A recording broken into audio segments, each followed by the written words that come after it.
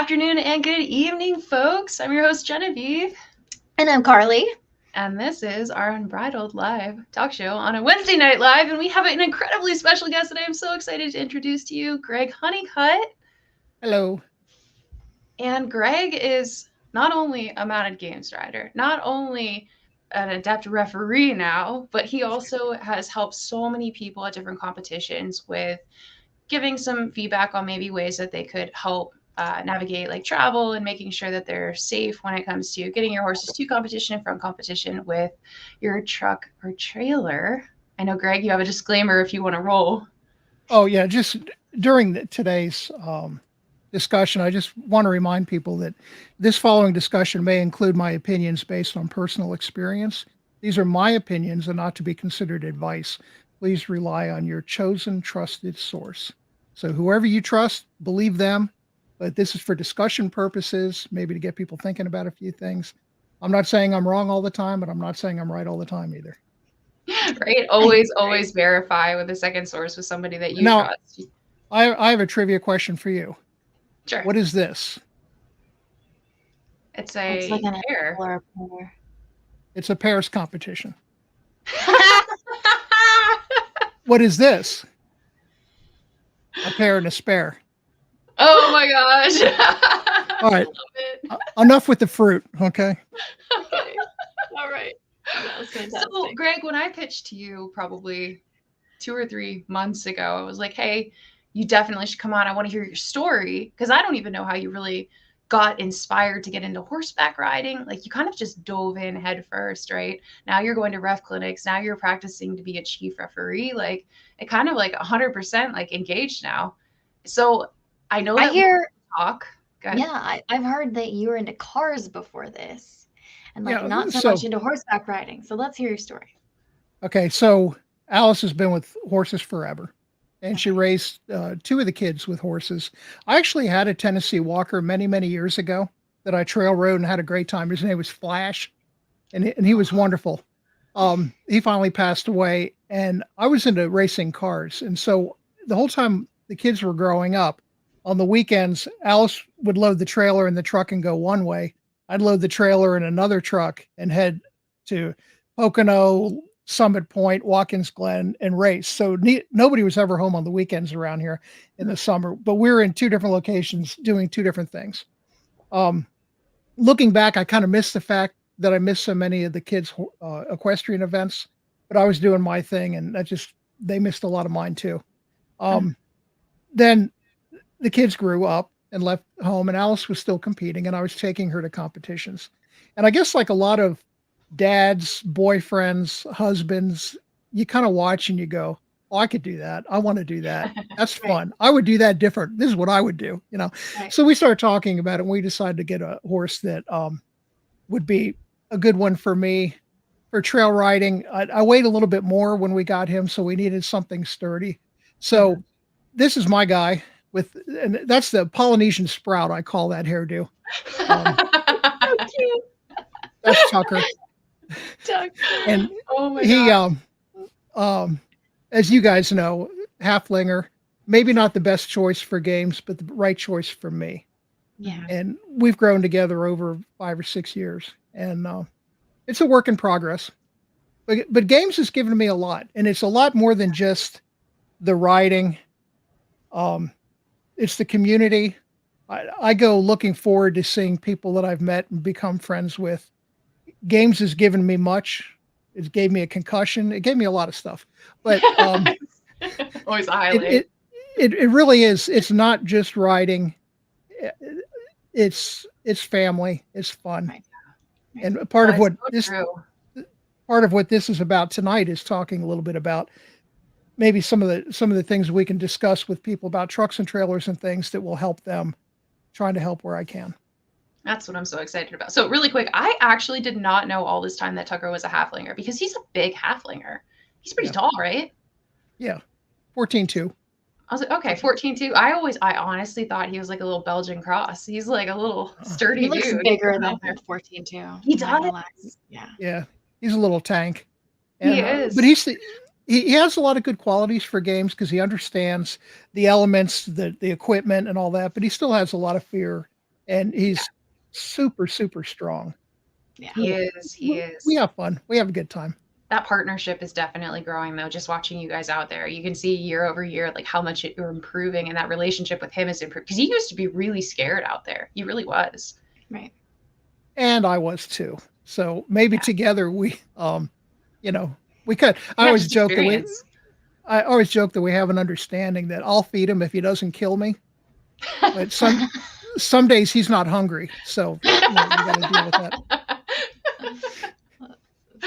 Oh, He's a Tom good guy. commenting here. We got Tom. I love it. I love it. Greg came ready with his setup. God, his mic is silky smooth. Can't wait to edit. This will be the best audio you've ever had, Tom. Right.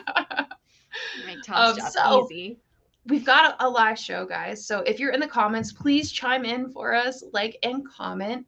Any questions that you have, you can start rolling because it takes a little bit of time for it to come up in the comments. But when you had pitched the episode, what were your thoughts? Where did you want to start when it came to truck? Because honestly, I know nothing about truck and trailer maintenance at all. Clueless. So anything is a world of revelation. Also, so I grew up not like horse equestrian family, right? Like my dad was big time into cars and stuff, but like I went from like never driving a truck before in my life to literally like 4 years ago, all of a sudden I've got this Dolly 350 with a truck and trailer and my horses, and I'm like, if I get stuck on the side of the road, what am I going to do? My dad's 2, 3, 4 hours away. Who am I going to call? AAA won't touch me because I'm a dually and I'm a 350. And then I'm also connected to a bunch of horses. And I cannot wait for this episode to hear what you would recommend for me. Well, so what I kind of did was put together sort of an outline in my mind of some of the things I'd like to talk about, just kind of, and they're not necessarily in order, but hopefully they'll spur some discussion with people and can comment in and we can talk about it.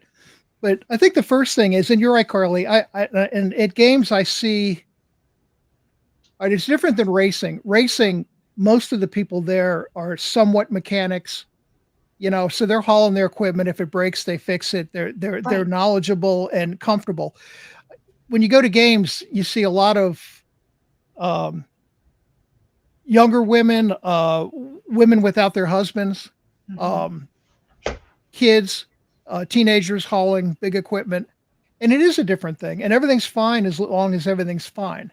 Right. But there's a lot to think about for a number of reasons. And not to put any fear in anybody, but if you're in an accident, you want to be sure that you're not hauling too heavy of a trailer with bad tires and things that could really get you in a bind, especially if there's injuries and there's a lot of inquiry into your truck and trailer combination. So much like you wouldn't get on a horse without knowing something about it, knowing that your tack is kind of the way you want it and it's appropriate for what you're trying to do. The same thing applies to towing and any kind of heavy equipment. And of course, the other thing too, which makes it difficult, is the trailers tend to sit a lot. Not everybody's hauling every day, every week. We drive our daily cars and we see when something is going wrong. You can feel a vibration or something. Trailer sits until the night before you need it, and then you load it up and run. Yeah. And we all do that, but you're potentially hauling over 20,000 pounds, truck and trailer combination. It could be 20,000 pounds of this tank that you're driving down the road. Are you sure? Are you comfortable? Are you knowledgeable about some of the things that are required to do it safely? Or have you just been doing it the way you do it and everything's been fine, so let's just keep doing that? Every now and then somebody will get in an accident or have a major breakdown, and you want to ask them, is there anything you think you could have done to prevent that? And sometimes they'll say, I don't know. I don't know what I did. I don't know what I should have done. But we can't get too deep into all that, but it's more kind of thought-provoking. Are you comfortable with what you're doing? With a truck, the first thing to know is know the numbers. People haul with everything from little 4Runners to dualies to beyond, 450s, 650s.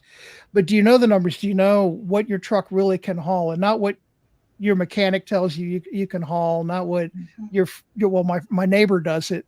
Have you looked in the book? Have you looked on the manufacturer's website? Do you have the knowledge of understanding the limitations of your vehicle, or get the confidence of knowing you're in a safe zone, that you're doing that part right? You're not overloading your Right. truck.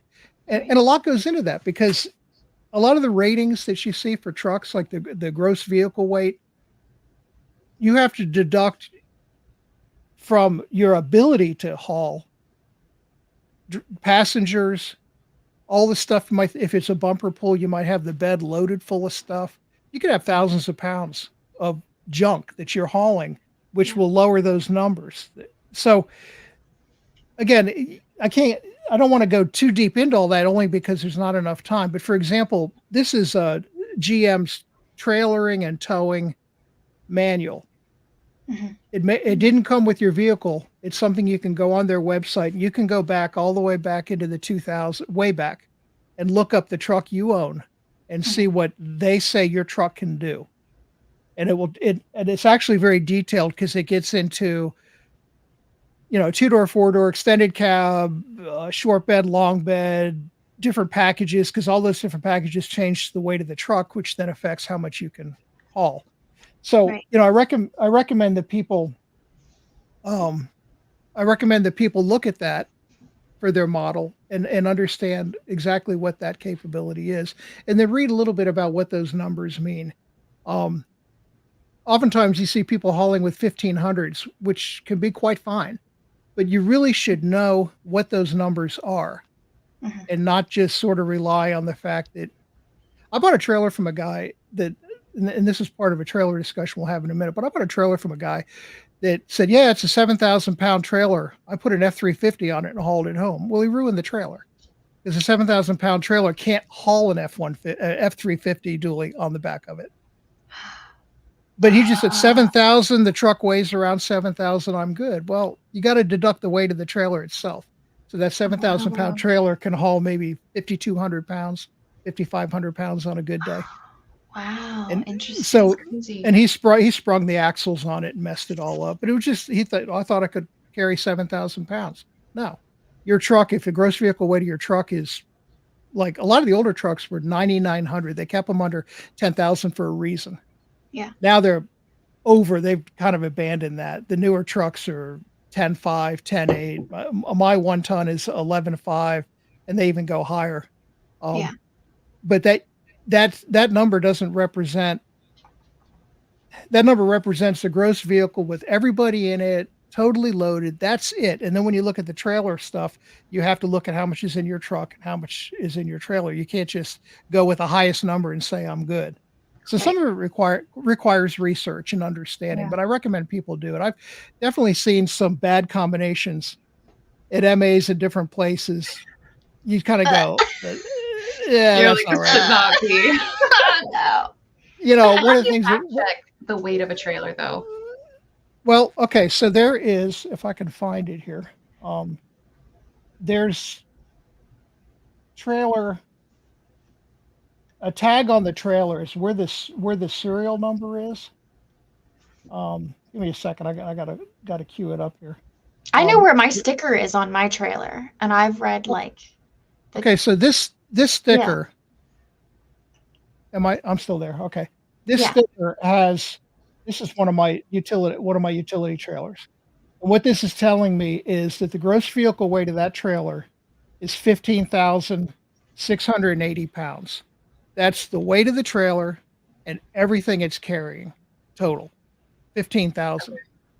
Sounds Okay. like a lot until you realize that trailer empty weighs about 4,000 pounds. Ah, So Gotcha. Okay. my 15.8, 15.6 trailer, I mhm. wouldn't feel comfortable putting more than 10,000 on it. Okay. Okay. Crazy. Okay. And so you have 7,000-pound axles, which is a 14,000-pound carrying weight. And you might ask, well, if it's 7,000-pound axles, how can it be a 15.6 trailer?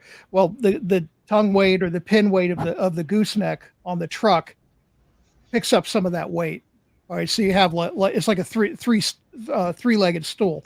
You've got Right. two axles in the back, and then the weight of the weight on a bumper puller would be like the tongue weight on a gooseneck. It's called pin weight, but it's the weight that you're putting on the truck is helping hold the trailer up. So that's why you can have a higher gross vehicle weight than what the two axles combined Okay. are. But you always have to remember how much the trailer weighs empty, and that sometimes can be a guess. Some manufacturers they'll do it. They'll tell you what the unladen weight or the empty weight is. Others will say it's a 15,000-pound trailer. Do not exceed 10,000 in cargo. So they're kind of telling you, if you do the math, you can figure out what your trailer weighs. You can always Yeah. pull over a scale. If you're hauling, I recommend everybody when they're loaded, if you're coming home Sunday night or if you're leaving on a Friday early, go over the scales at the truck stop and get that ticket. And they'll weigh the truck and trailer separate. They'll weigh it as a combination. That's the other thing too. You can go over combination weight, which is the manufacturer says your truck and your trailer combined cannot weigh more than this. Hmm. And a lot of people can go over that weight thinking, well, my trailer only weighs this much a truck, but they also do a combination weight. And that's where you get the big tickets too. Like if you ever get stopped or if you get in an accident, whatever, and they start weighing stuff, they can look at the sticker on the truck and they can weigh your combination and say, well, you're over. And in the commercial world with the CDL drivers and all that, that's a big deal. With private haulers, not so much, but any of that stuff can come into play. For example, if you're in a lawsuit for an accident. So again, you should know. And then after you know, you can look at what you can do to correct it. I just bought a living quarters trailer with a slide out. And the biggest reason why I bought it was it had an aluminum frame. And that keeps the overall weight of that trailer down, and it keeps me under 26,000 pounds. And it just makes life happy. And it's thousands less than what my truck can pull. That same trailer in steel would have been, I think that trailer is 14 something. And that same trailer in steel, exact same trailer with steel frame, probably would have been in the 16.8 range. And then I got 11,500 gross vehicle truck. And now you're getting up there. Wow. Tommy has a good question here. Yeah, go ahead. He says, You're still sharing your sticker here. Yeah, there we go. Oh, I'm sorry. I'm sorry. You're good. Thank you. He Just says, letting Greg, you know, can you talk about the difference between payload capacity and towing capacity? Yeah, and it's in the book. See, towing capacity is a matter of a certain amount of weight that you put on the back of your truck with the hitch, but what the truck can pull in a straight line. And that's the difference. The GM book might show that you could put, I'm just going to use a random number, that you might be able to haul 1,500 or 2,000 or 2,500 pounds in the bed of the truck. But you can't have that much tongue weight with your trailer on the back of the truck because you're hauling over the axles when you load the bed of the truck. You're beyond the axles and you're creating a leverage when you hook a bumper pull to it. Mm-hmm. So although those numbers are important, they honestly have nothing to do with each other. And if you look in these manufacturers' books, they'll tell you what the payload capacity is, but there's really no way to compare that to what kind of trailer you can haul. Okay. Gotcha. Okay. We had a comment from Caroline Rossner too. We have a tire change kit packed in the quick grab bag, and it comes with us on any trips with the right size socket for the truck and trailer, a jack that can lift both, and an impact drill so the tire changes can be done faster, so you're off the side of the road faster. I mean, would you recommend that? I mean, that feels very prepared compared to what I'm used to. Yes, but do you guys know what a trailer aid is? Trailer aid? I have a picture of it if I can find it. Give me a second. Maybe is it the thing that you kind of wheel up onto that helps lift your trailer? Okay. Yeah. I bring 1 to 2 with those with me every single trip I go on.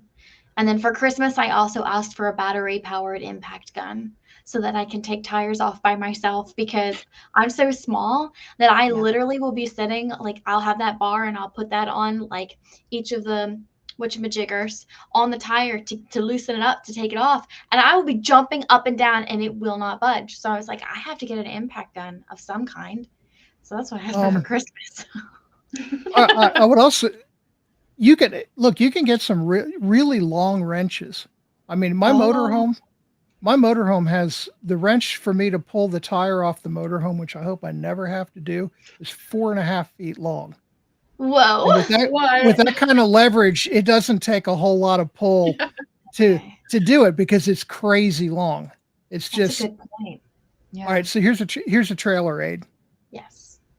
Cool. Okay, and I recommend everybody have at least one of them. And we have one in our truck, and we have one in every trailer because we never know who somebody else may be hauling it. And that was actually going to be one of the things I wanted to talk about was how many people really have gone through the scenario of changing a tire in their mind and making sure they have the right gear to do it. Maybe have actually tried to do it at home. Do you have the right That's wrench such with a the good right leverage? That's such a good Um, idea to add an MA to do like a small workshop, honestly. Get a Mhm. bunch of the younger people together that are just learning how to trailer and like sit down and talk through it. Like this is the process. Cause honestly, I kind of know it, but it's not like I feel confident about it at all. Oh no. Yeah, I don't feel well, confident at all. And I'm curious to know, like, also, I've been trying to acquire a toolbox, like that we keep in the truck. Like it's basically our toolbox for everything, but we keep it in the truck so that anytime we go on trips, we maybe have the tool to fix it. Because that's where we keep everything.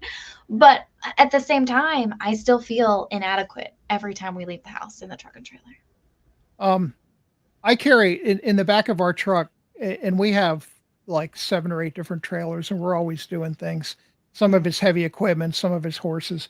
But I have a it's like it's almost the toolboxes that go over the bed of the truck, like you see a lot of the construction guys have like those Yeah. aluminum boxes. I have Mhm. one that's shorter that stays inside the bed, but it goes edge to edge, and it's only about 18 inches wide, and it's all the way up front.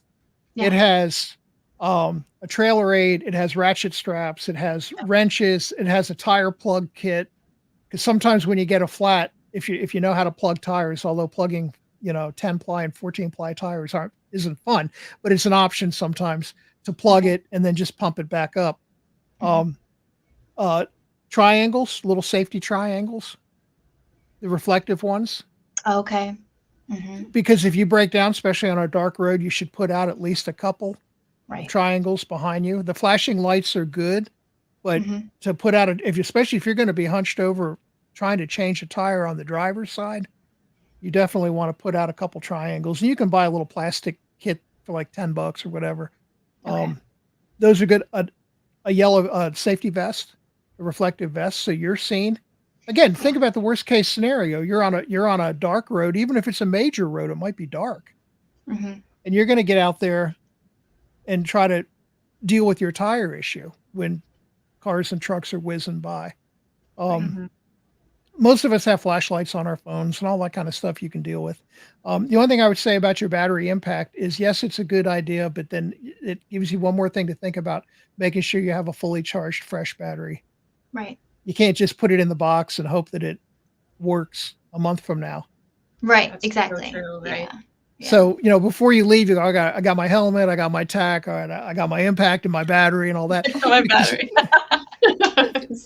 The list. the people that have had trouble on these weekends, all the times that we go and we come home remembering what a great weekend it was, that is the biggest buzzkill on a Sunday night in the rain to Mhm. get a flat or 2 flats Yeah. and be sitting there going, and then you might call your significant other, father, husband, and they're like, "Oh, it's all in the truck. It's all look under the seat." And you're like, "I don't know that doesn't help me. I don't know." Um, so I would run that scenario in your mind. How would I do it? Do I have Yeah. what I need? Can I buy something, you know, Mhm. to have that? If you get a flat or if your truck is breaking down, pull farther off the road than you think you should. If the Okay. shoulder's wide and there's additional grass, Mhm. put 2 wheels in the grass and get over.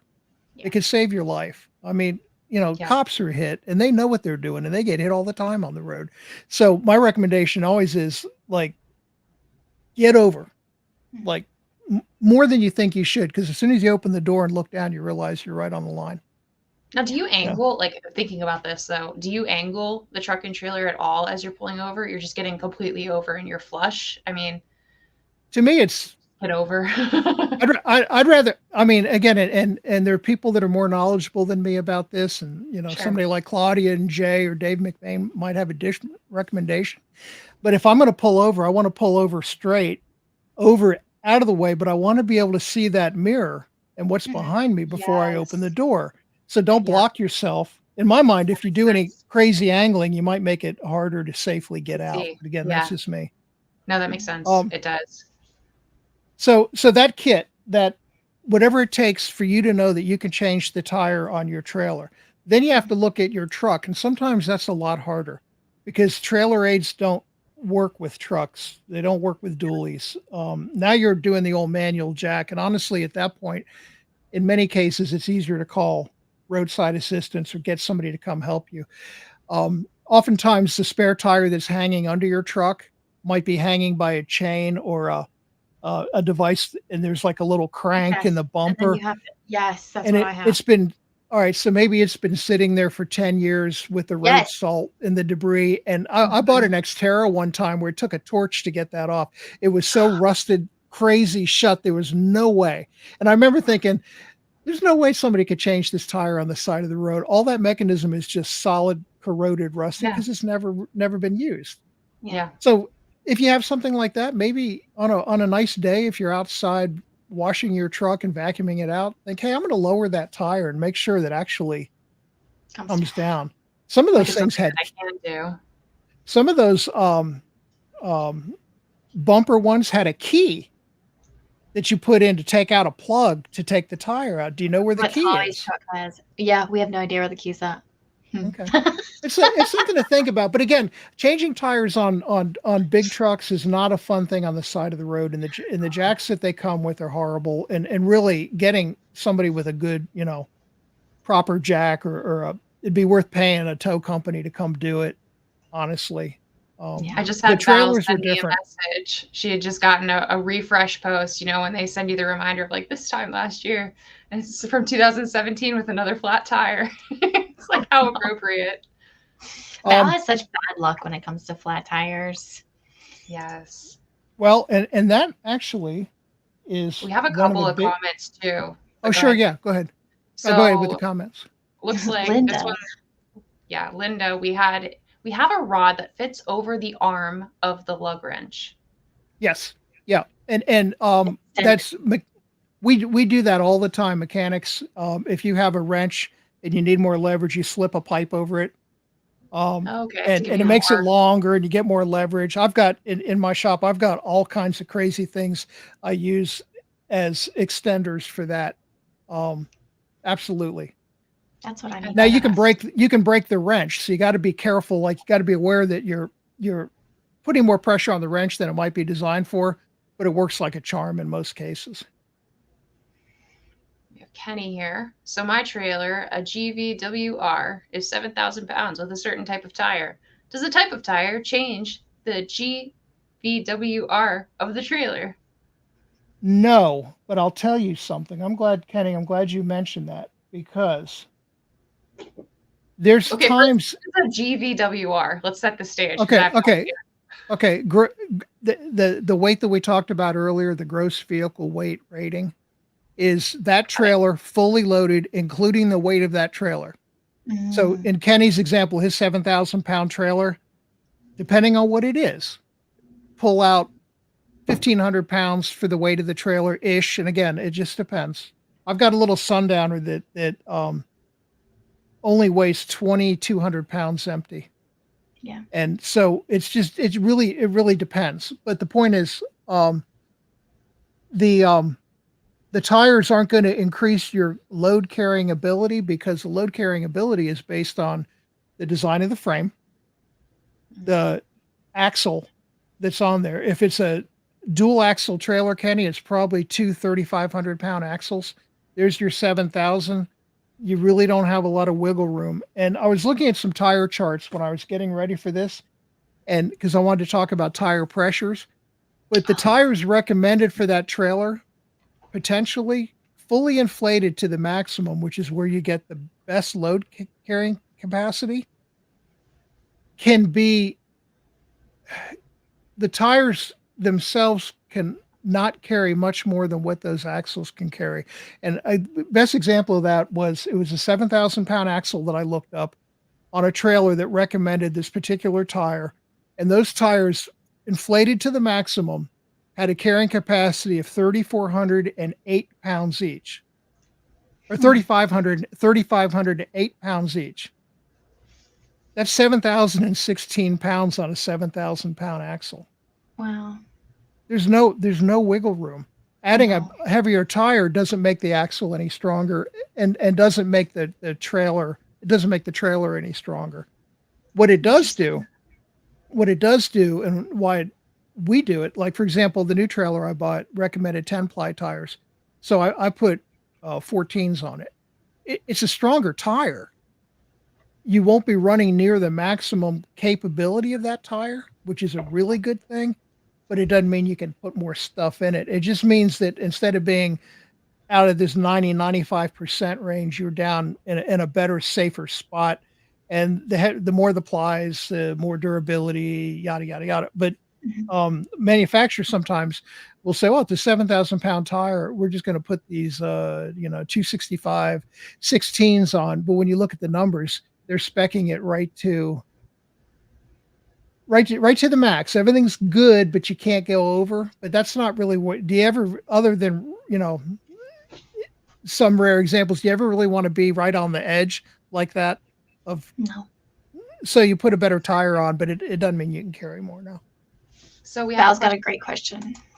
Yeah, she says, do you want it always at the max PSI tires? Okay, that's an individual choice. I can tell you that I do. Okay. Now, let me back that up a little bit. We're going to stick with trailer tires for a minute, because truck tires are a different animal. Trailer tires have ratings at different pressures. And on the sidewall, again, if I can find it, it's going to tell you in this tiny little lettering. Okay, well, here's a good example here. This is a PSI chart. And basically what it's showing you is up at the top here. This is, I can't draw, but that's the pressure, right? Focus here so we can all see. What's that? Yep. I just made your screen the whole screen. Yeah, you're good. So this is the tire pressure. Now, if you look at the numbers as you go across, they dramatically go up. Right. With the tire pressure up until the maximum, and the bold letter is the maximum. So, for example, somebody might say, well, it says 65 on the tire, but the trailer manufacturer sticker says 50. Okay. 1,700 pounds at 50 versus 2,000 pounds at 65. So you kind of have to ask yourself, what do you intend on doing? If you're going to load that trailer up, to me, you'd want to have the maximum carrying capacity. You're not going to hurt the tire. The sidewalls, depending on how many plies they have, will be stiffer. It will loaded, it will ride better than having squishy sidewalls. So yes, I do max all my trailer tires for my own personal use, and purposes. One of the reasons is I don't know what I might be hauling. So that one trailer I told you about, if I'm going to put 10,000 on it, I don't want to have to go look for an air pump. So to me, I'm going to run them up. And even if I'm not always running it at maximum, they're going to stay up. Now going to trucks for a minute, there's a sticker on the door, and a lot of times they recommend lower inflations than you might want for like a 1,500, because they think of that more as like a passenger truck, not a hauling vehicle. So what I recommend, like on a 1,500, would be to get better tires that can carry more and be more durable, and then inflate them to the tire. But like on my 1 ton, it says 80 pounds on the door, which is maximum for the tire, because they expect that truck to be working. Right. Yeah. Right. If you have a trailer, especially the older ones, they'll say on the sticker, I was showing you that sticker, it will say like to use an LT 285, blah, blah, blah. Those are light truck tires, and that's the way they used to do it. Now, pretty much the standard for trailers, and there's no reason not to, is to go with a trailer tire. It's called an ST tire, special trailer. If you go to the tire guy and he says, "Oh, well, you want what's on there now?" You want trailer tires, stiffer sidewalls.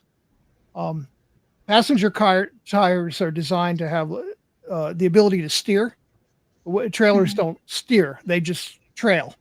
Right. And they're also designed to have a little bit more comfortable ride. And I'm going to tell you a very, very quick story, and it's a shame that I think we're going to blow through this hour before we get to much of a lot of what I want to talk I'm about. very keen to stay till 9:30 if we need to. I'm by the way. perfectly I fine can- with that. I'm so. happy to. You guys Okay. know me. I just talk, right? Let's go. So my neighbor, who actually they rode in MA events with us. He went to the local tire shop, and he had a 1500, and he was hauling a pretty big camper, not a horse trailer, but decent travel trailer, like 34 foot. It was nice. And he told the guy, "I haul my trailer with this. I want tires for hauling." But they looked at the fact it was a 1500, right? And they looked at whatever's recommended for that tire, which is a C rated tire. And a C rating is very, very low. It's like 4-ply, soft.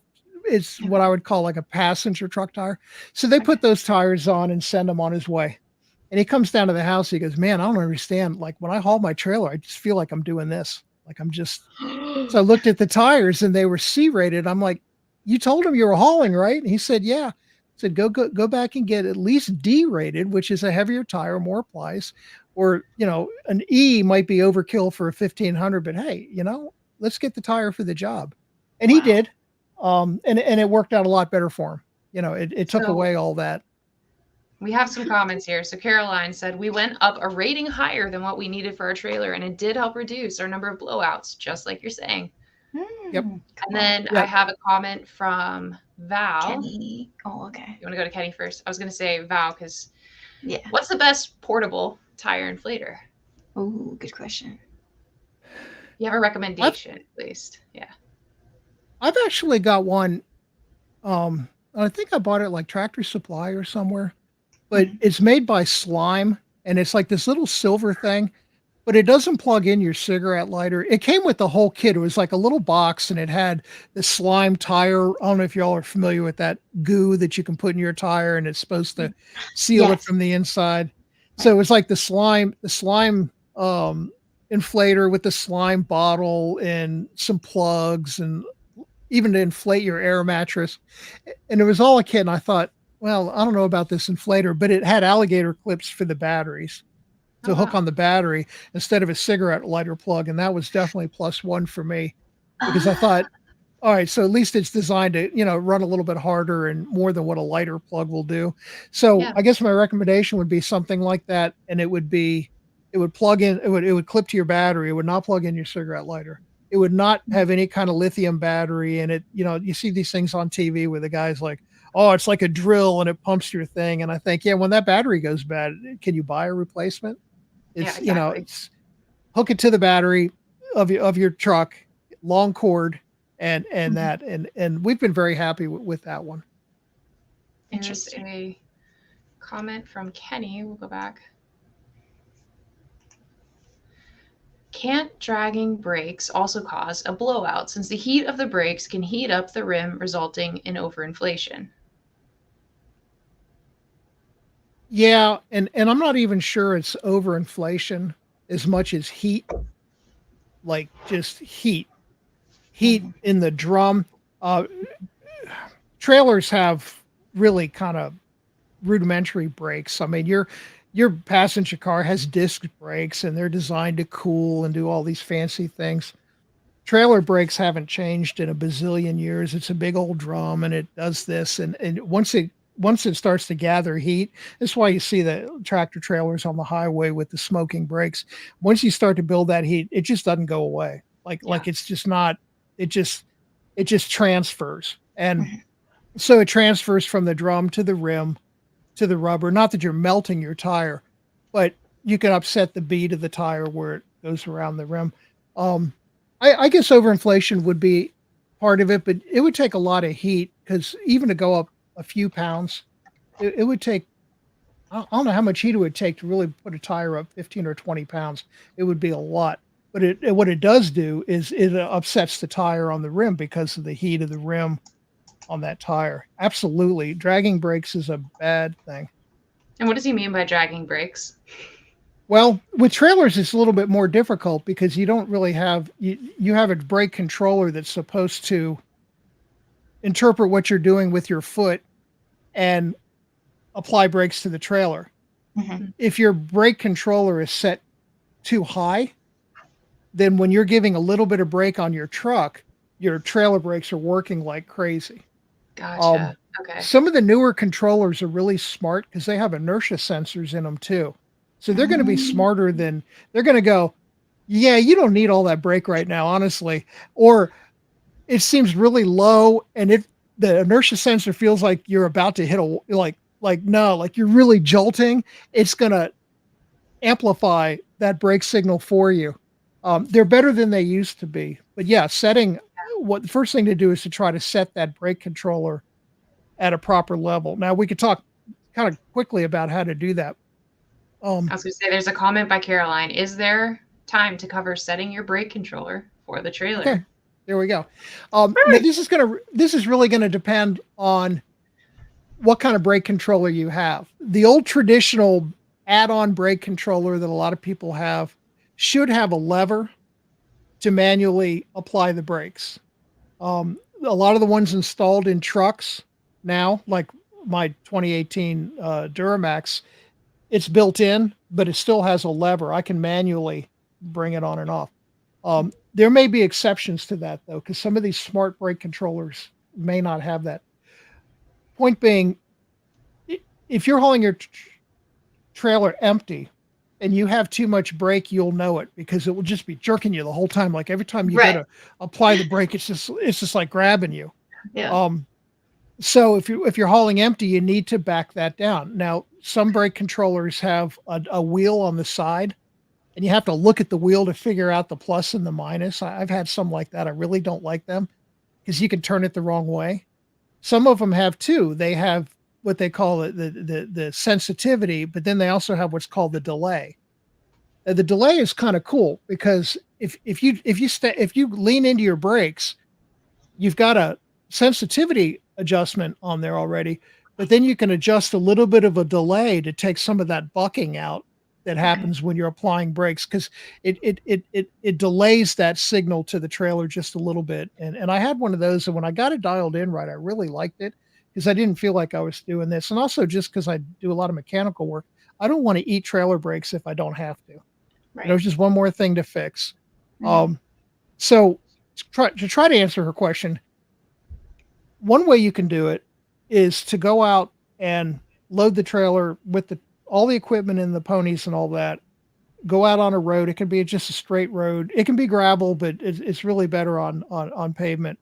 And dial it up a little bit and hit the brakes. And when it starts getting really jerky, bring it back a little bit. Bring it back to where the trailer isn't braking first, and it's not braking more than your truck. You really, and again, this is my opinion, and different people do it different, but you should almost really not really feel that it's doing all that much. As long as it's working properly, it is, but it's not taking control of what you're feeling. Side note, I bet very few people do this. Every time I get in a trailer, every time I get in a truck that has a trailer, when I hook that trailer up, when I'm getting ready to leave, I walk around it, I check the lights, and when I'm pulling away, I squeeze that controller and I want to feel that. I squeeze it all the way. I want that trailer to feel like an anchor. And if it doesn't, I've got an electrical problem. My brakes aren't working. And we've not gone to events because of that. I'm like, we don't have brakes. We're not going. Yeah. So a pre-flight check when you're leaving always should be to just when you're rolling, like just out of the driveway, hit it. And if you're on gravel, it should skid. But it will give you the peace of mind of knowing that your brakes are working. Yeah, which is so critical. Yeah, when you're going out. I had comment. Caroline. She's rocking it with the questions here. Do you have a favorite brand of tire? No. It depends on where you live and what's available. it's you're probably not going to find it at Walmart.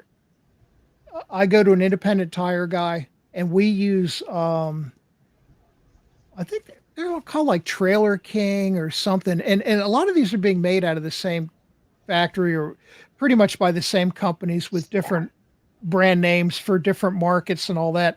So what I recommend is going to your local tire guy, not Walmart, just because their price point. Go to your Yeah. local trailer guy, talk to them about what you're doing. Be willing to spend, for a 16-inch, whatever, 170, 180, 200 a tire. Get something good. Mhm. Yeah. That is not where you want to scrimp. And they'll know because what the guys the independent shops are selling a lot of trailer tires. When there's a problem, they hear about it. Customers come back. They can point you in the Right. right direction. Right. Actually, the reason why I like that particular brand, I think it was Trailer King, is we had a tire defect blowout that just threw shrapnel all over the trailer, and they replaced it for free. Oh wow. The next time out, the tire behind it blew, and I looked at it real closely, and I could see steel cords from the front tire blowout that went into that tire. So I took it to the tire guy, and I'm trying to explain to this guy that, yeah, this tire blew out because the defective one a month ago. Wow. And he went for it, and the representative said, yeah, just give him another tire. It's cool. So you find a good brand like that. And those were I think, warranted for 5 years and all that.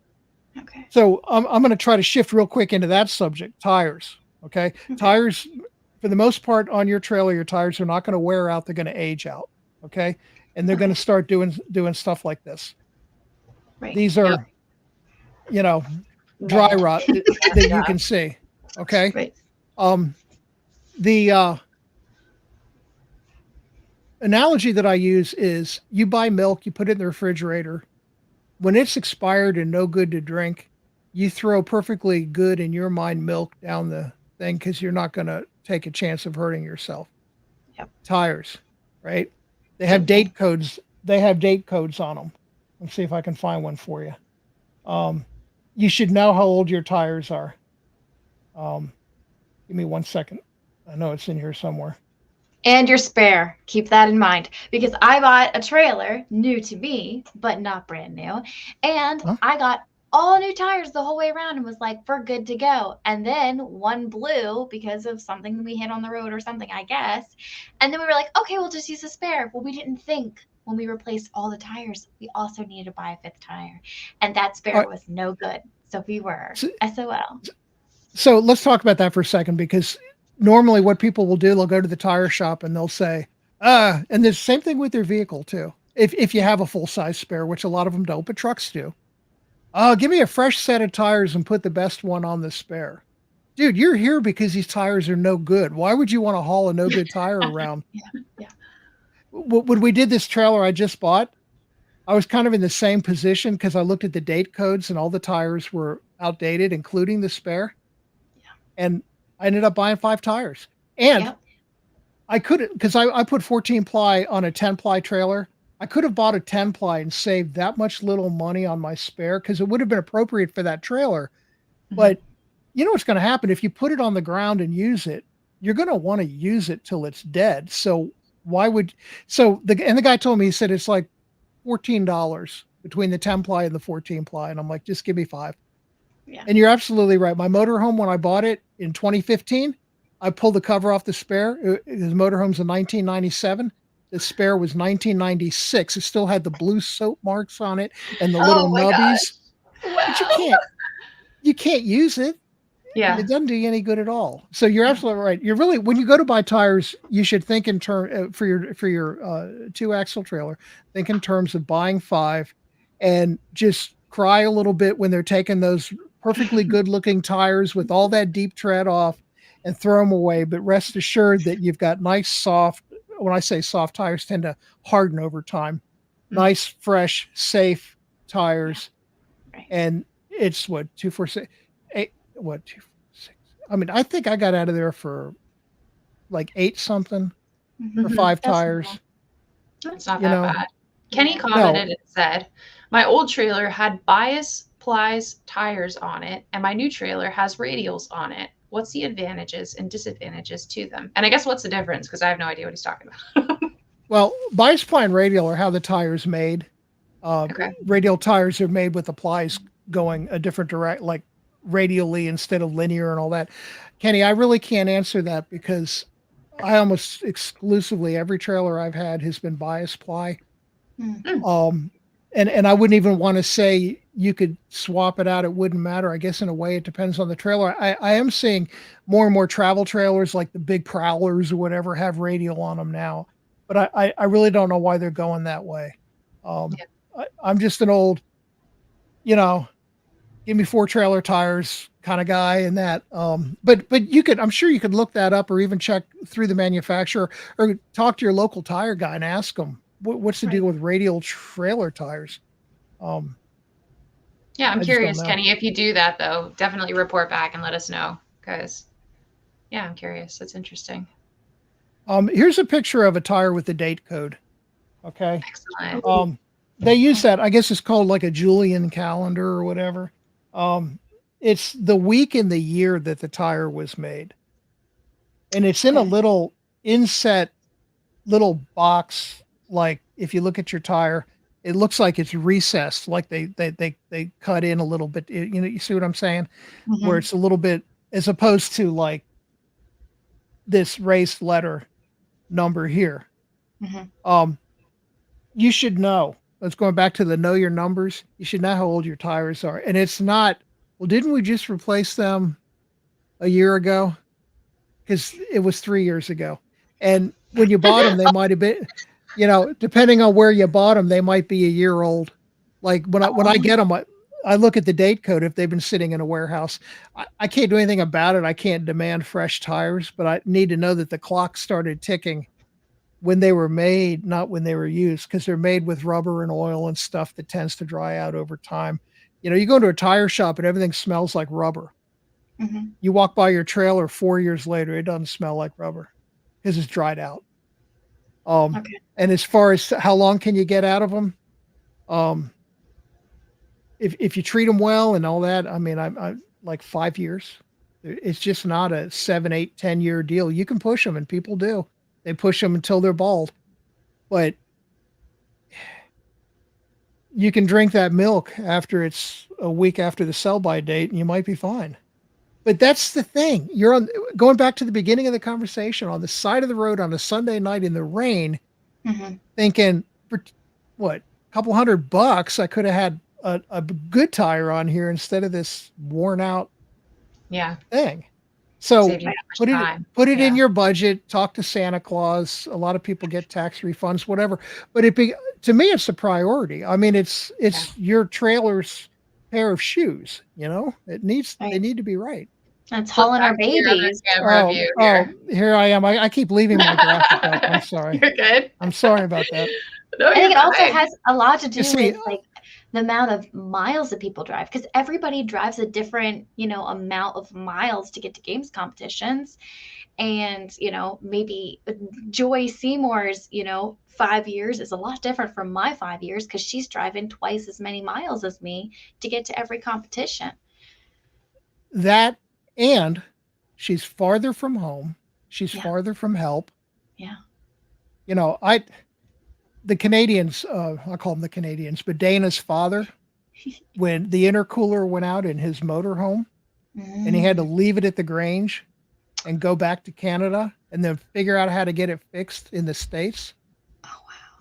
I mean, that ended up being a really expensive, horrible deal. Now, there's nothing he could have done to prevent that. It kind of broke on the way down. But it was a really good example of how a nice little weekend suddenly becomes a real expensive hassle.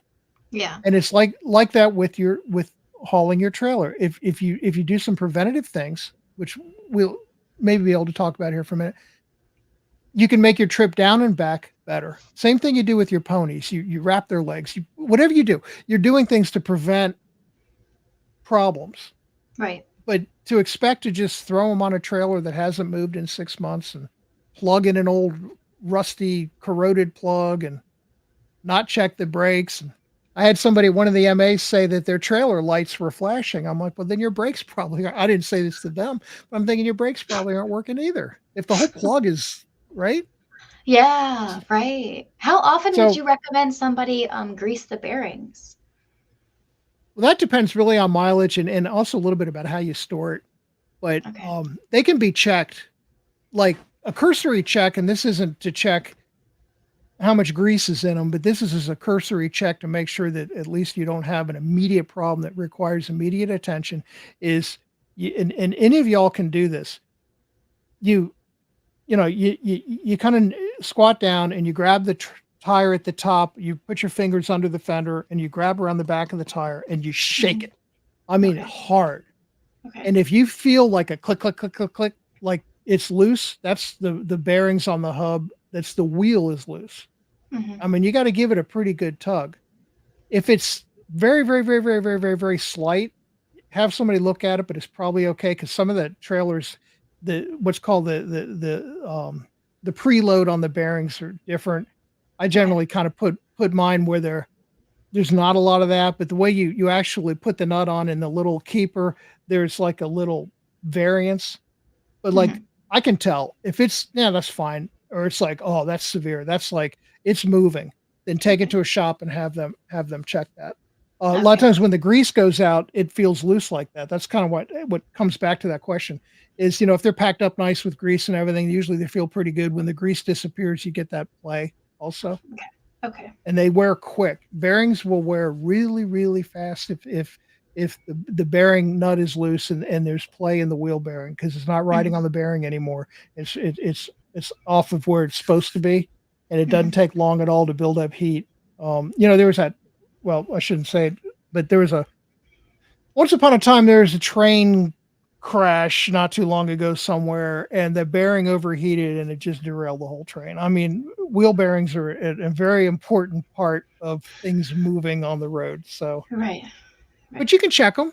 You can. I Yeah. mean, you guys can just go out and give it a tug and see what it does. Give it a go, Doug. Genevieve, I'll FaceTime you tomorrow. I'll be out in my yard. All Checking right. out my So, No, bearings. thinking, right? Go ahead. trivia question: how old is that tire? 2018, Yeah. September 2018. Yep. That's It was that's a built in week.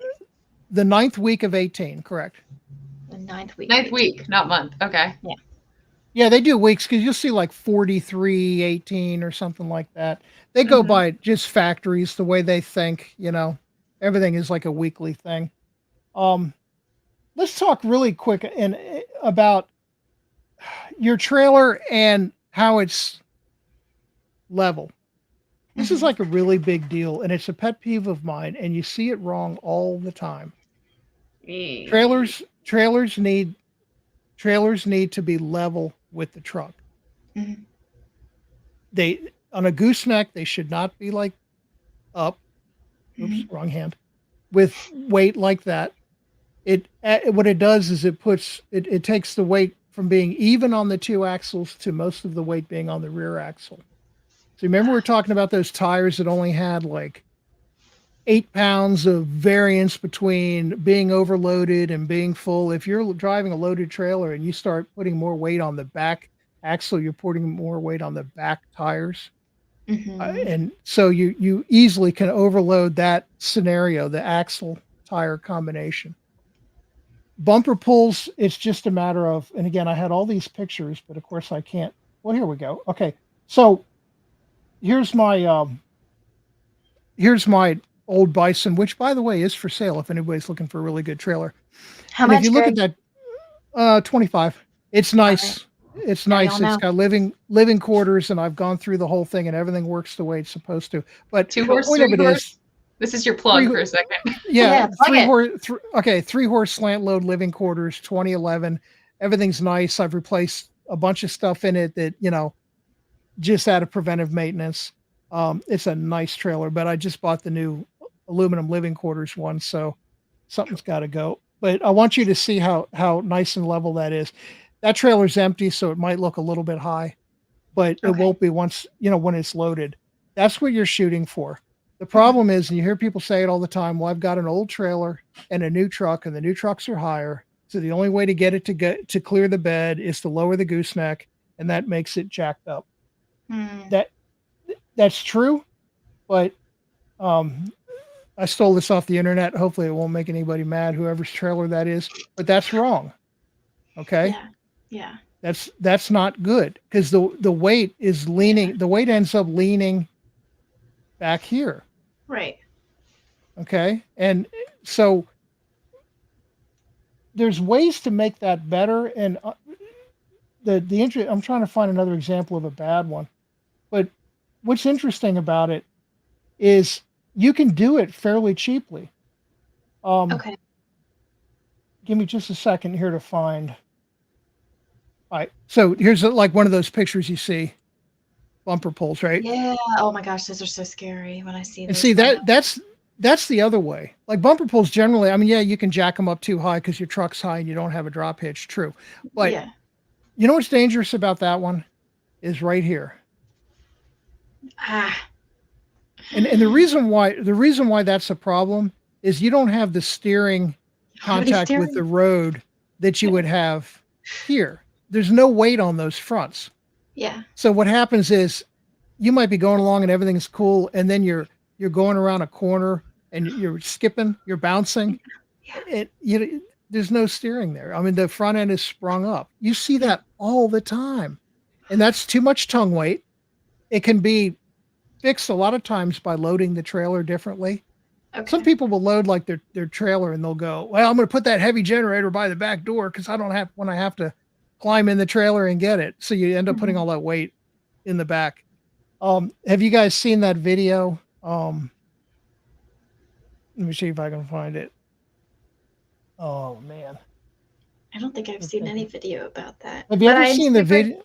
I'm super curious to know how to fix a gooseneck issue if we're uneven. I'm pretty sure my truck and trailer is pretty even, but I'm also spoiled. My dad's truck has airbags, so anytime I ever use my dad's truck, it would just literally adjust automatically to the point where we were even, like once we're loaded and everything. But my truck, with it being the 1 ton in 2005, it is what it is, and I don't know how to fix a gooseneck if it's not the right levelness. So there's a couple. All right, there's a couple ways you can do it. On newer trucks, they make lowering kits for the trucks, Okay. so you can bring the truck down a little bit. All right. But trailer manufacturers also make blocks where you can raise your trailer up on the axles. But the thing about that, all right. So let me see if I can get this video to play after the commercial. So, but it's not something you want to just grab a couple 2-inch square tube metal like pieces and lift the trailer up and slap them down and put it on. The manufacturers. All right, here we go. All right. Oh. So watch this. So when the weight's in the front, Yeah. things are cool. Uh-huh. But when you get the weight behind the axles, not so much. So a lot of times you won't know, right? If that's happening. You won't know that you're loaded improperly, but you can feel it. And honestly, that hurts a lot of people. That's a real problem. It just, let me mute that. So it does make it hard. Like you're loading your trailer. Oh, everything seems pretty good. One way you notice it is if you start to see the trailer lift like on the hitch a little bit, right? Again, when you're all hooked up, you may or may not notice it. See, but you have to think. You put 2-horse trailer. Again, my opinion. I'm not going to argue with people. Heavier horse goes up front. Okay. Yeah. You don't put the heavier horse behind the axles. Okay. No. Cargo trailer, heavy stuff goes up front. I would rather take the chance of slightly overloading the front of the trailer than I would overloading the back. If you overload the front, you might see it. Remember that picture of that car jacked up in the air? You might know that you've done that. But when you've loaded towards the back, you may not know. I mean, even if you lift up on the tongue, you just may not know it until you get on the road and suddenly it's like, this is really bad. And honestly, if that happens, stop and reload the trailer. Yeah. Don't my neighbor, another neighbor came down the road and she's like, something's wrong.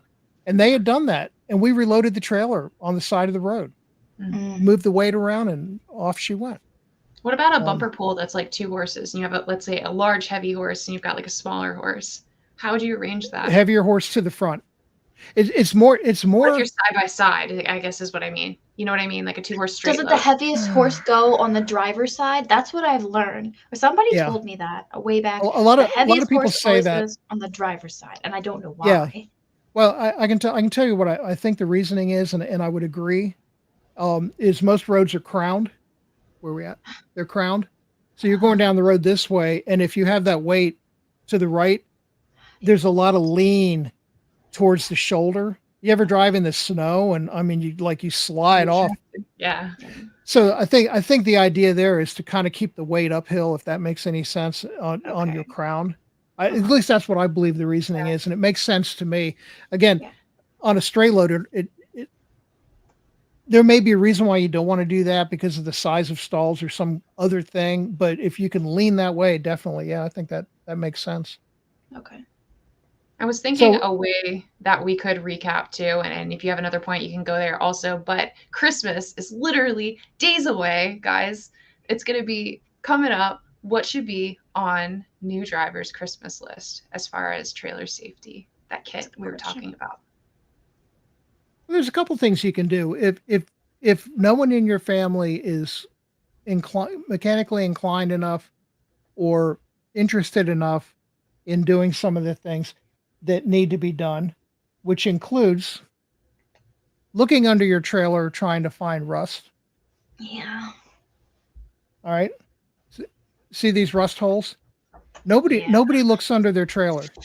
I don't think. I mean, why would you? But you need to. I did this year. I did. I was just like, let's see it.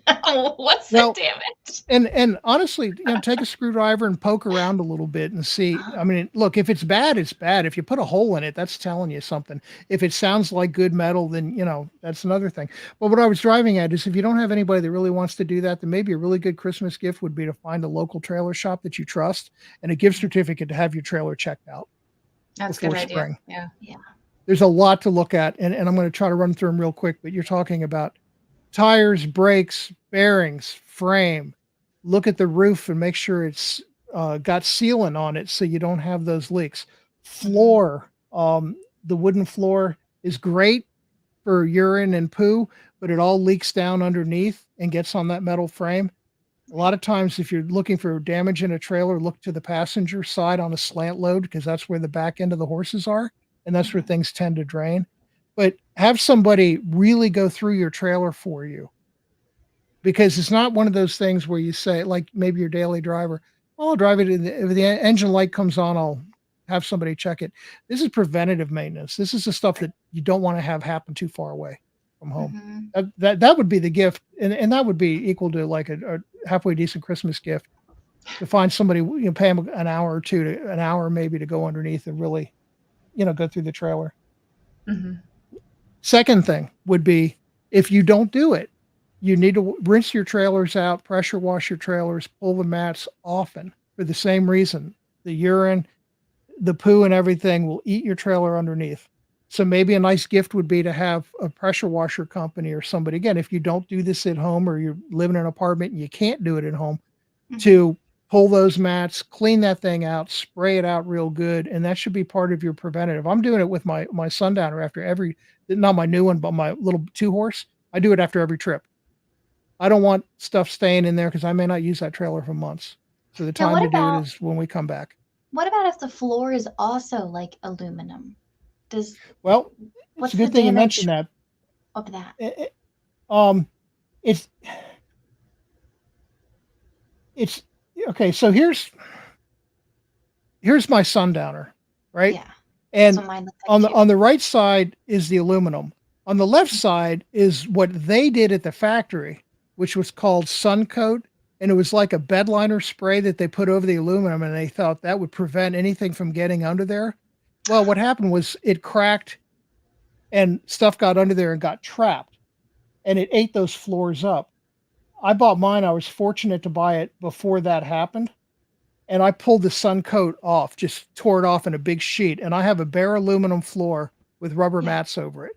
Yeah. I don't even take the mats out. I don't know if y'all do this. I'm tired of pulling mats. Flip them over one way, spray it out, let it dry, flip it the other. I use a battery-powered leaf blower to help it along, and I Okay. just go flip, spray, flip.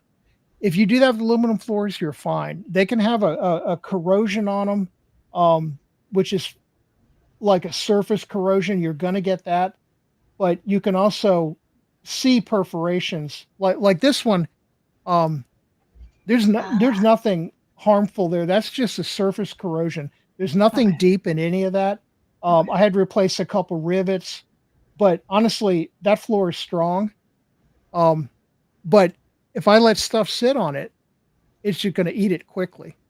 Mm-hmm. So again, it's aluminum will do funny things with discoloration, corrosion, and all that, and it won't really harm it. So my recommendation with aluminum is it's more important than wood. But I'll also say this: there's still steel structure underneath. There's still axles, angle iron, box channel. That's steel on any trailer other than aluminum frame trailer, and it's going to go bad the same way. So the frequency ought to really be about the same. Often, rinse them out, get all that stuff out of there. What's often? What would like a cadence? He said he does it after every special competition. So on the aluminum one, I do it every time. We do get into a thing, and I bet some of y'all at home do this too. Well, they only poo, they didn't pee. So it's not as bad because it's kind of on top. And so like if we're going to do an MA a month, if we come back and for some miracle, all they did was poo, Just we'll hold it. clean it out. And maybe we'll wait another month for that. Yeah. This is on a wooden floor with steel frame, but I've also my steel frames have rust conforming coating on that I put on, so I know that my steel's not bare metal or Rust-Oleum. Like they can the frame. When I buy a trailer, I do that. I use a 415 or a chassis saver to make sure I've got an eggshell coating on there. Point being, if they don't pee, yeah, maybe you can wait a little longer. But if they pee, it's got to go. I mean, you've got to get it out of there. Okay. Shannon said we wash our trailer before and after every competition. Overachiever. Kimberly sorry. said, Linda and I pull the mats twice a year. I guess we got to step it up, guys. 2024 is our year here. That's better than me. Well, what I'll do with our like the wooden floor trailer is whatever hay they drop is really good for matting up some of the stuff. So if you don't let it sit out there for 3 weeks after the MA, like if you come home on Sunday and hit it on the following few days, you could use that hay to kind of help absorb some of that with a fork and pull it out of there. And that's okay, but still, you're trying to prevent damage to, in a lot of cases, a very expensive piece of equipment. And just on a last note, real quick with that, if you find frame rust, a lot of times it can be fixed if it's caught early, but it needs to be fixed by the proper fabricator, not somebody who's going to weld patches over it with straight metal to make it look better. There's no strength necessarily in that. It's angle iron. It's maybe the last trailer I bought, my utility one, it was easier to cut out a piece of box channel and put a whole new piece in than it was to try to patch the old one. I can do that stuff, but a fabricator can look at it and do it properly. Don't let somebody just patch it up for show. I bought one like that, and I told the woman, I said, whoever did this, nice try, but they didn't add any strength to it. So I ended up having to redo the whole thing, Oh my gosh. Wow. So when you're hosing it out, right? You flip your mats, you hose it out. Do you have to dry it completely? Do you put anything down to help absorb it? Do you just on the aluminum one, let it stay wet? It really depends on the time of year because a lot of times, like the wooden stuff will dry fast. Yeah. The aluminum one tends to be a little slower. So I've got a DeWalt leaf blower. So I throw a battery on it, and I always do it. I always tilt the trailer, like the bumper pull. I can hook to my tractor and I can jack it up. So I'm letting Mr. Gravity help get it out of there. But they will go good. I'm not as concerned about putting a mat over wet wood. What's underneath, because the wood has slats in it and the water's going down, you're not going to dry that anyway. It's supposed to just take care of itself. But you could, on an aluminum floor, there's no gaps. Right. So you really have to blow that dry. Or I think the last time I did it, the weather was bad. I didn't feel like doing it. So I folded the mat one way, rinsed it, like a day later or 2 days later, I folded it. I was in no hurry. But yeah, you don't want to trap water on aluminum. Baking soda is what we've been doing. Is that okay? I would Google that because honestly, I don't I don't know. think that's a good idea, but don't hold me to that. Sure.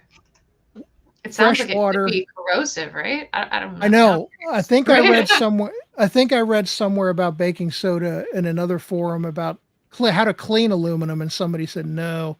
Aluminum, it's okay to use baking soda to clean your aluminum pots and pans, but you have to rinse them immediately after. Baking soda can cause aluminum to oxidize if it's just left on. That's what I thought I read. So for me, it's fresh water and get it dry, throw the mats back down, and you're fine. Got it. No coating. If you have a sundowner that has that and you pull, don't coat. And just real quick, I know we're running over time, but don't. Okay. It's not a matter of coating with trailer floors. It's a matter of evacuating the moisture.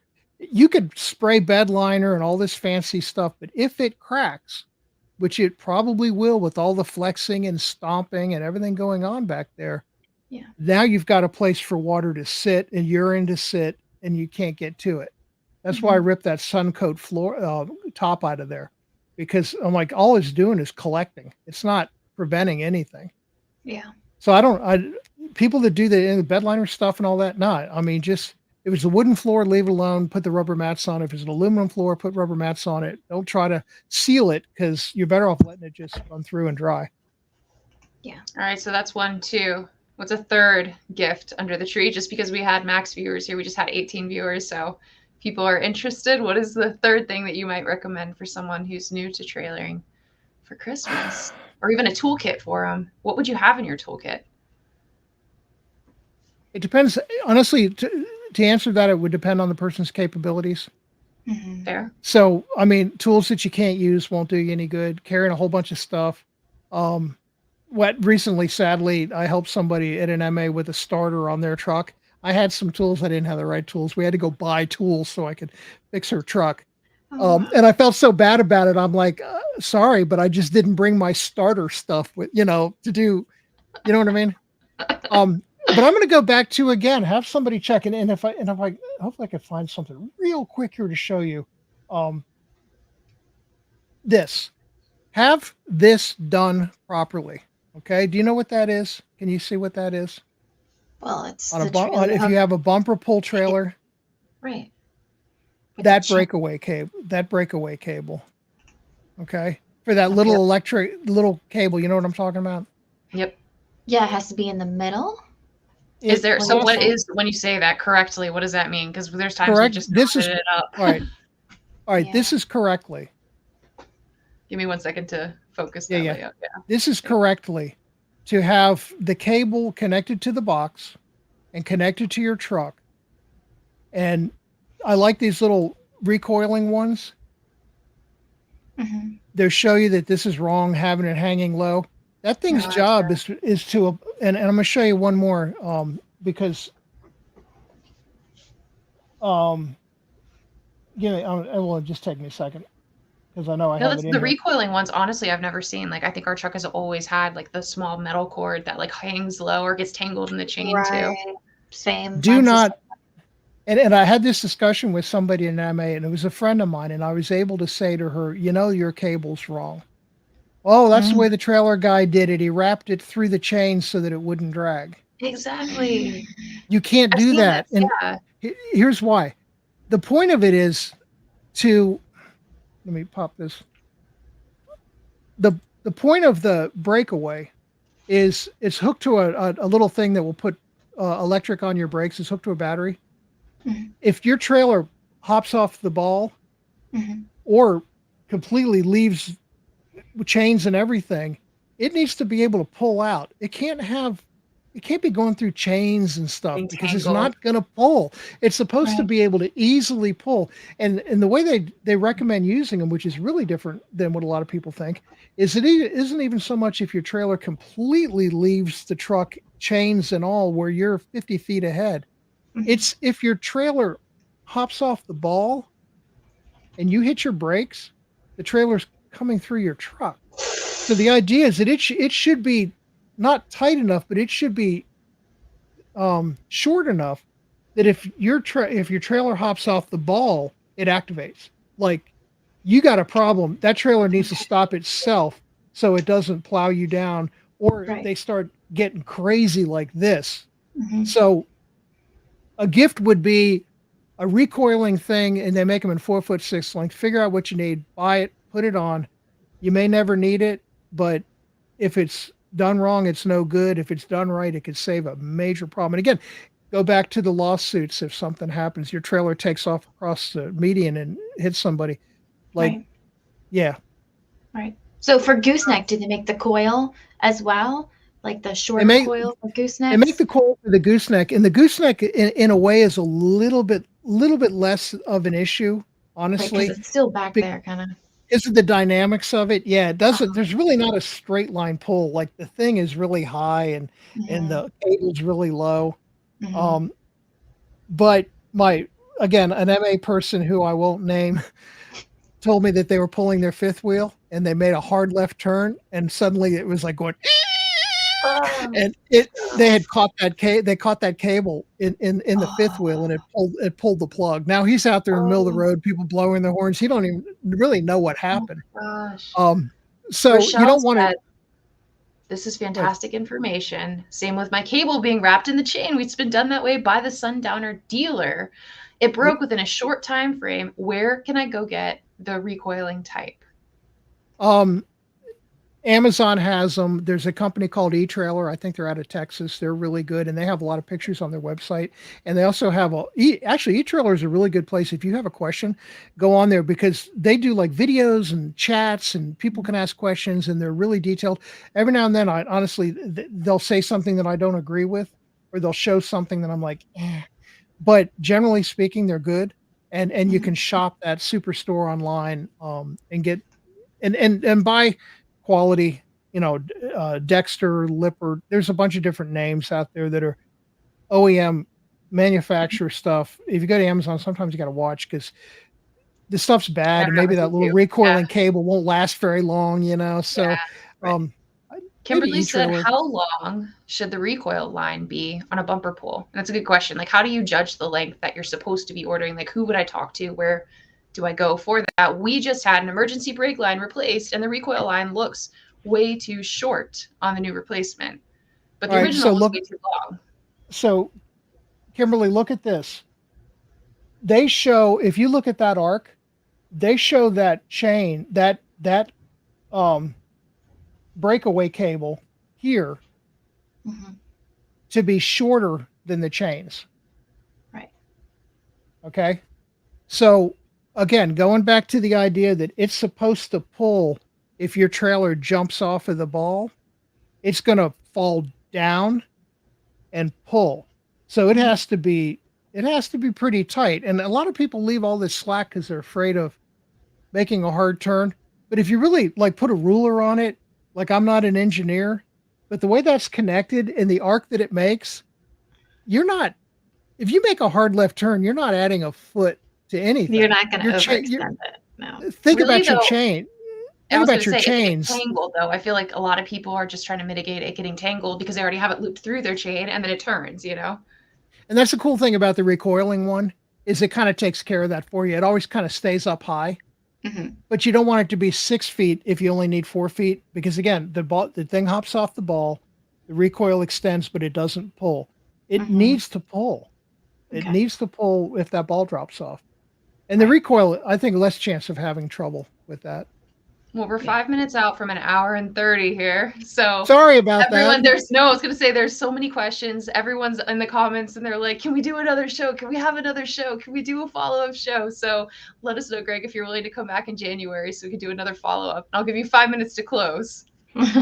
Um, well, I really don't have too much to say other than I think that I find the equestrian um, hobby to be one where there's lot of really smart people doing a lot of cool things with horses, and they're intelligent, they're knowledgeable, they are problem solvers, and a lot of them are hauling really heavy equipment. Some of it's not in very good condition, and they don't know that. I Right. get that, but they're capable. Mhm. Capable of learning a little bit, capable of asking questions, capable of putting their trust in somebody that deserves to have their trust put in, like a local mechanic. You have to be careful because the guy that fixes your Subaru may not really know much about trailers. And he may Right. go, oh, I think you can do that. Well, dig a little deeper, talk to people that you're comfortable with their advice. If you were going to we're going back to blocking your trailer to raise it, which is really a couple $100 worth of parts from the manufacturer. You go under the trailer, you find your axle sticker, you call Dexter and you go, hey, I got this so and so. I need to raise it up 2.5 inches or 4 inches. They have a kit. And you it's a do-it-yourself project for a lot of the people that I know at MA. But the thing is, you can solve that tilt problem really, really easy by Okay. doing a little bit of research. So I just recommend that people take the time to learn, Mhm. take the time to be safe, try to prevent issues from happening the same way you would with your pony. Right. Um, that's it. I couldn't agree more. That's And it is awesome. just such an under discussed topic, and it's kind of bringing to light for me. I remember because I work in manufacturing for ruggedized servers, there was a time I was talking about my car and I was like, I don't even know when the oil needs changed. And there was an engineer walking by and he's like, you have Google and you're smart. You have no excuse not to ask these questions, and try to educate yourself. And I think we all just kind of like get into the mode and you're like, you show up on Saturday and you're like, it's got to work. That you're right. We need to step back and be like, all right, how do I need to educate myself so I'm prepared for the Take a worst week, case scenario? do your research, get underneath your trailer, poke it with some things, make sure everything's sturdy and still ready Yeah. to go. Look at the date on your tires. Think Yeah. about the last time your brakes were done. When you get the tires done, ask the guy at the tire shop to check your brakes. It only takes an extra minute. Good point.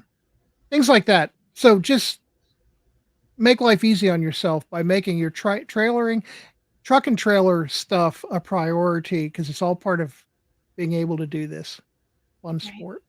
Keeping our babies safe. So We have so important. many comments here, Greg. Greg part 2. Greg needs another show. Give Greg a platform. Thank you If, so much, Greg. It's amazing. So we're if, so grateful for your time.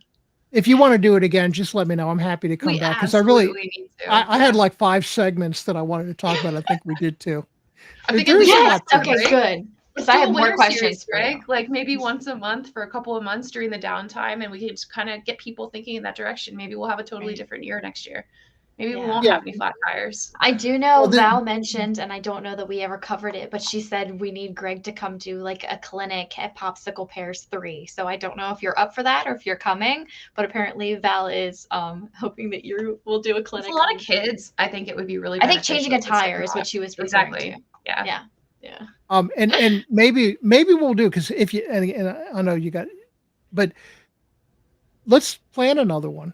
Yeah. Yeah. And I'm happy to do it anytime. And we'll talk a little bit about the rest of the stuff that we didn't get to, and we'll talk Yes. maybe a little bit about Mm-hmm. how to drive a truck and trailer. Oh my Mm. gosh. And I Yeah. want to Thank hear you. I want to hear Yes. from people tell me their stories of problems they've had or what should they do. Because then we Yep. can get into things like snubbing brakes instead of dragging brakes and all kinds of fun stuff. I'm Overdrive excited. versus not. Yeah. So it's up to you. If you want to do Now this another one, smells like a we'll do series another to one. me. Or So we like the definitely appropriate trailer versus a truck. Because I remember when I was shopping for a trailer, my dad's like, you can't get that one because you're going to end up hitting the truck with the trailer if you have too tight of a turn because of the shape of the trailer. Like just stuff I would have Yeah. never known. But yeah. I'm hearing things about Yeah. transmissions and trucks, and like when I go out, do I need the newest truck, or is there a year that was important? Like there are so many questions. Guys, we will be fielding questions so we can be prepared for the next episode, probably give Greg the holiday, and then we'll be Yeah. back at it in January. But we will get it booked and we will let you know when the planned date is. This Okay, good live deal. format was awesome too. I really enjoyed the Loved it. question, guys. Thank you Yeah, I'm so happy much to for do it. commenting. This Okay. has been awesome. All right, guys, again, like, subscribe, go to YouTube and follow us if you're not, because it does help train the algorithm to push the content out, which is hugely important so we can get to 100 followers, which is a platform for us to launch our Spotify and other podcasting platforms. So we're getting close, guys. I think we're like, 28 people out to get Yep. there. So we're moving in the right direction, you guys. Thank you so much, Greg. Really appreciate Sure, you. no And problem. guys, Happy to until do it. next time, have a wonderful holiday weekend and Merry Christmas.